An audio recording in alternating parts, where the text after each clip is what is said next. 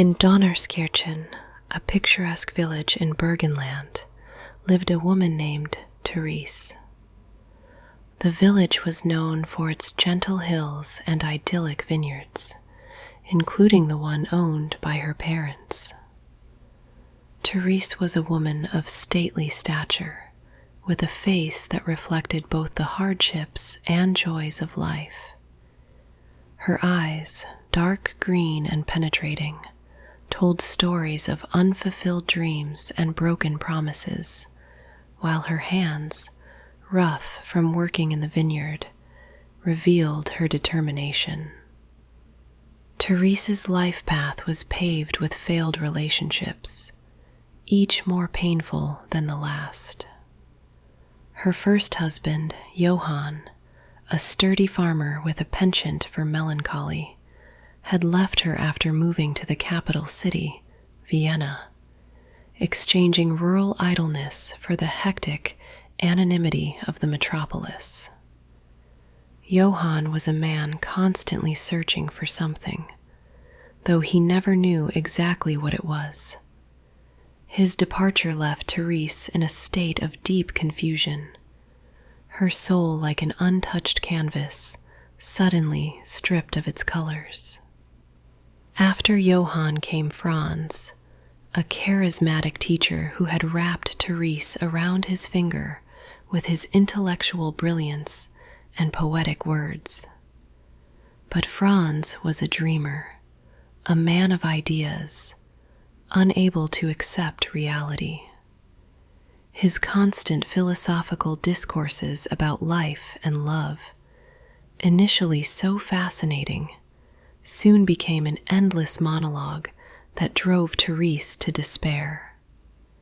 Eventually, Franz too left her, seeking spiritual enlightenment in a distant monastery. Then there was Anton, the musician, whose passion for art was only surpassed by his inconsistency. Anton was a man capable of softening hearts with his melodies, but unable to tame his own. His affairs and erratic lifestyle eventually led him to leave Therese in a night full of tears and shattered illusions. Believing that fate was against her, Therese turned to local politics in her desperation. It was not the village's crisis, but her own inner emptiness that drove her to this decision. Donnerskirchen was a place of peace and tranquility, and Therese realized that she could find her purpose here, that she could right wrongs and give her life a new meaning.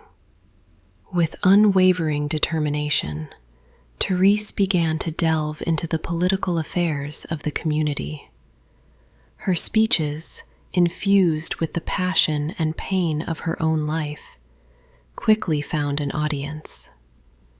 She spoke with an honesty and directness that touched people's hearts. She became a voice of hope and action. Therese's efforts bore fruit. Under her leadership, Donnerskirchen began to flourish even more. The streets were improved, new community projects were initiated, and the people began to believe even more strongly in their community.